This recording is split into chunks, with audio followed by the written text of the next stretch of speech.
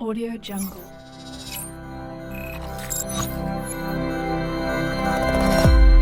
Audio Jungle.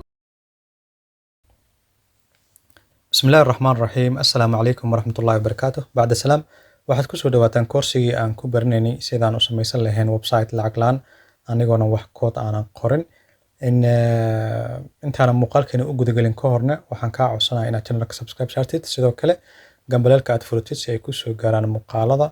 videogan waa videogii saddexaad ama casharkan waa casharkii saddexaad waxaan ku qaadanaynaa qaabka aan u bedeli lahayn qaab dhismeedka websitekeena yacni muuqaalkiisa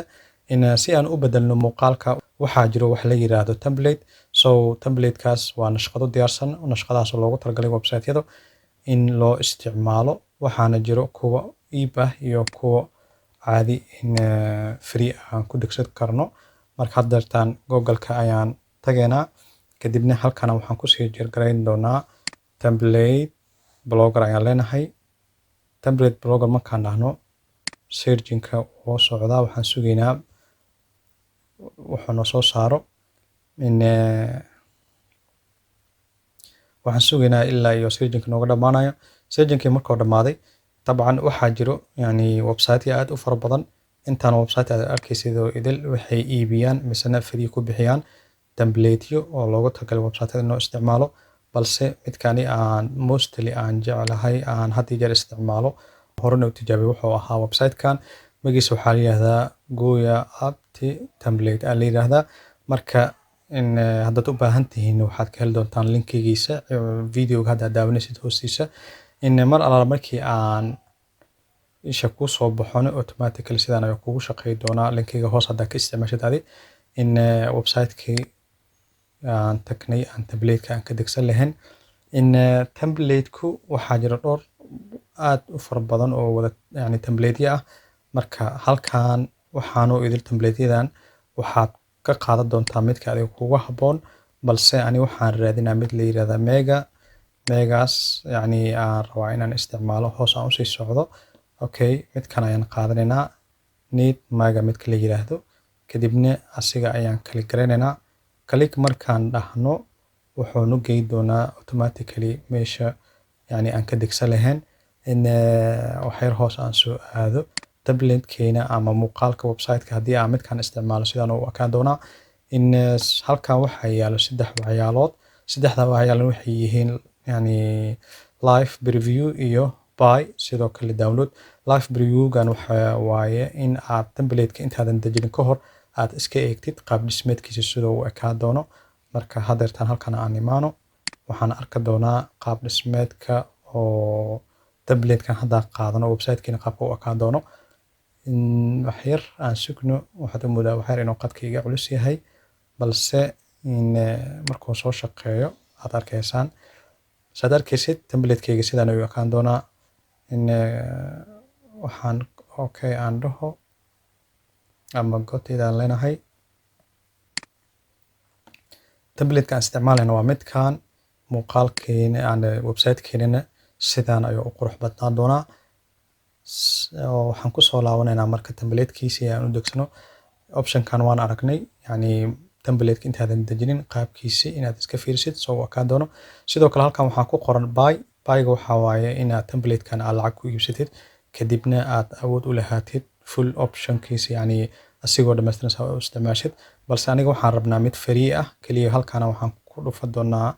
download farq u dhexeeya waxay tahay midkaad iibsatid xor ayaad u tahay wax walba ka bedel kartaa sidoo kale markii aad yani aas free ahaan u degsatidna waxaa awood u leedahay keliya waxyaala adi oo mucayana inaad ka isticmaashid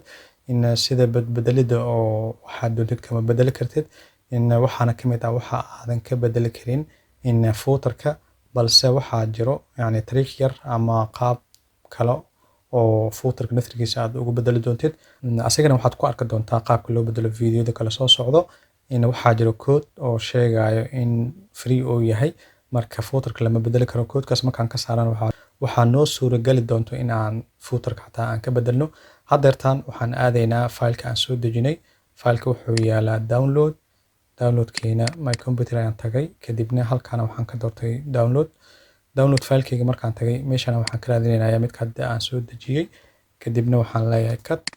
cut markaan control x ayaan dhahay kadibna control v ayaan halkan ku leeyahay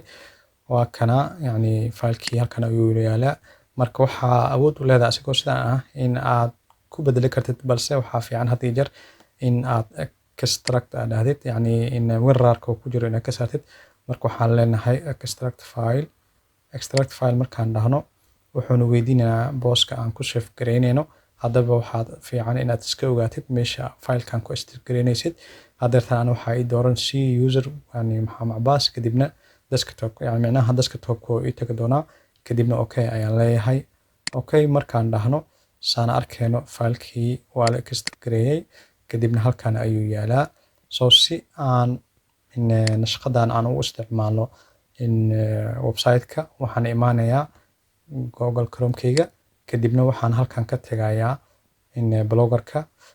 waxaad tagaysaa dhanka server side yani dhankan waxaa la yiraahdaa server side sidoo kale dhankan waxaa la yiraahdaa client side dhankan waxaa loogu talagalay kaliya dadka soo booqanaya in ay soo booqdaan kadibna boostedaada iyo wax alaal waxaa soo dhigta halkan ay ka daawanayaan bas halkan waxaa loogu talagalay dad qofka maamulo website-ka asagana insha Allah meeshan yani waxyaabo muhiim ayaa ku jiro oo u baahan in la barto marka sidaas awgeedna insha Allah waxaan uga hadli doonaa fiidiyoda soo socdo si aan u soo upload gareeyo template-kii hadda waxaan imaanayaa theme meesha ay ku qoran tahay theme-ka markaad ku dhufatid kadibna waxaan soo upload gareyn doonaa in waxaan u baahanahay in template-ka sidoo kale halkan waxaa ku xusun saan arkayno template kale halkan ku diyaarsan oo blogger-ka noo diyaariyay marka ma rabna aniga template-yadan inaan qaadano waxaan rabnaa mid aniga qaas ah in aan soo upload gareyno waxaan dooranaynaa in meeshan kadibna waxaan leeyahay restore markaan dhahdid kadib halkan ayaan waxaan ku leenahay upload ayaan dooranaynaa upload markaad dhahdid waxaad imaataa filekaaga meesha uu yaalo yani desktopku noo yaalay kadibna halkan ayaan kala gelinaynaa halkan waxaan ka dooran doonaa in template-keena waa midkan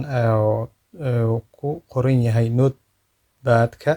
marka asiga ayaan kala gelinaynaa kadibna open ayaan leenahay open markaan dhahno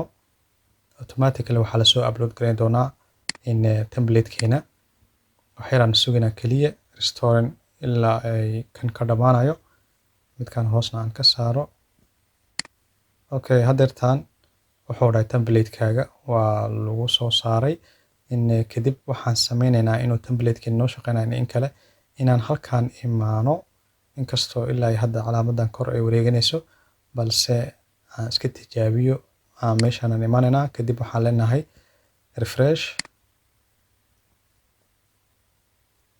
refresh markaan dhahnay automatically saad arkaysid wuu qaatay template-keena sidoo kale waxaa jirto qaab kale oo loogu talagalay yani qaabkan hadda aan soo upload gareeyay ma aha qaab kale aad ku soo gashi kartid in nashqada aad ugu bedeli kartid hadday waxaan dooranay halkan kadibna restore ayaan dhahnay balse sidoo kale waxaa awood u leedahay in aad meeshan edit html-ka ka dooratid edit html markaan dhahno waxaa noo soo furmi doono meel koodad badan ku qoran marka waxaad sameynaysaa inuu kan sii furmaayo waxaad tagaysaa filekan markaad tagtid waad furee markaad furtidna waxaad sameynaysaa wax alaala wixii meesha ku qoran ayaa copy soo leedahay copy markaad dhahdidna waxaad ku baasta gareynaysaa meesha hadda soo socoto horta ugu horeyn waxyar saan aan dhaho open aan leeyahay kadibna notepad yani waqti marabo inuu iga qaato kadib control A ayaan leedahay kadib control C ayaan dhahaynaa control C markaan dhahno meesha hadda dhow furnay oo html-ka ahayd waxyar waa culeys waan sugaynaa markuu sidaan kuu soo kaco waxaa sameynaysaa wax alaala wax meeshan ku qoran ayaa delete leedahay kadibna delete markaad dhahdid oo wax qoraal kuma dhaafaysid delete markaan dhahno oo qoraalka sidaan cadaan yani in page-kaaga cadaan san u yahay control V ayaa leedahay waxaa halkan ku baasta gareynaysaa koodadkii aad soo qaaday kadibna halkaana waxaa ka leedahay save markaad dhahdid sidaasoo wuxuu ku qaadan doonaa in template-ka aad soo upload gareysay in hadeertaan